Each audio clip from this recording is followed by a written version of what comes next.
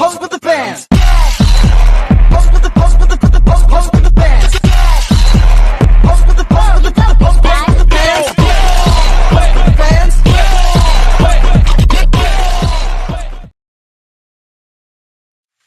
Pada 1000 tahun sebelum Masehi, tepatnya pada zaman kuno, manusia mulai mengenal metode pencetakan logam. Metode pencetakan logam bertujuan untuk menghasilkan logam yang berbentuk rumit dan presisi. Pada zaman ini, metode yang dikenal adalah metode casting sederhana, yaitu logam dicairkan dan dicetak dalam sebuah alat yang berbentuk tanah liat. Alat yang dihasilkan dapat berupa senjata ataupun perhiasan. Contoh alat yang dihasilkan pada zaman ini adalah perunggu dari Mesir dan besi dari India kuno. Di masa lampau, manusia pertama kali mengenal pencetakan logam sekitar 3000 tahun sebelum Masehi. Saat itu, logam seperti tembaga dan perunggu dilelehkan dan dituangkan ke dalam cetakan yang terbuat dari batu atau tanah liat. Contoh peninggalannya yaitu perhiasan di Mesir kuno dan patung di Tiongkok. Teknik pada masa itu dikenal dengan sand casting, yaitu menuangkan cairan logam ke dalam cetakan berpasir.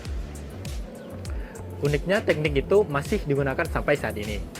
Masuk ke era revolusi industri, pada abad ke-18 dan 19, pencetakan logam mulai berkembang pesat.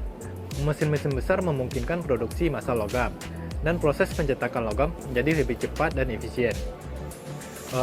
Pada abad itu, pencetakan logam mulai menggantikan cetakan tanah, dan ini membuka jalan baru bagi industri otomotif dan konstruksi modern.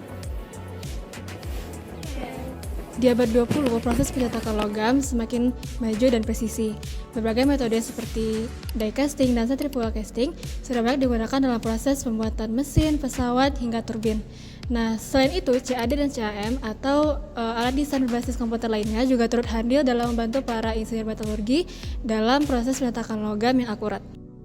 Nah, selanjutnya kita masuk ke abad 21, di mana kita punya teknologi revolusioner yang biasa disebut dengan 3D printing logam atau juga biasa disebut dengan additive manufacturing.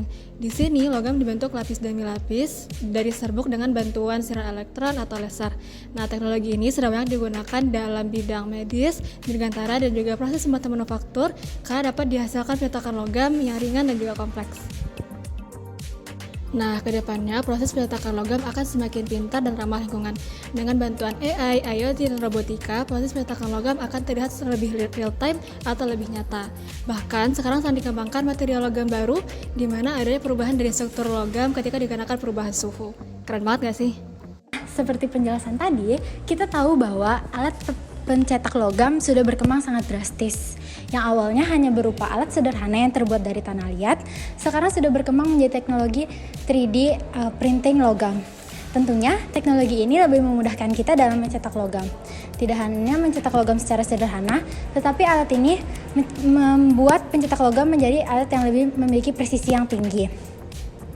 Dengan berkembangnya tren AI, otomatisasi, dan perkembangan teknologi lainnya, sekarang alat pencetak logam tidak hanya memikirkan efektivitas dan efisiensi alat, tetapi juga menciptakan inovasi yang membangun alat pencetak logam ini lebih ramah lingkungan, dan tidak menutup kemungkinan perkembangan alat ini akan terus berkembang mengikuti perkembangan zaman dan kebutuhan pada masa yang akan datang.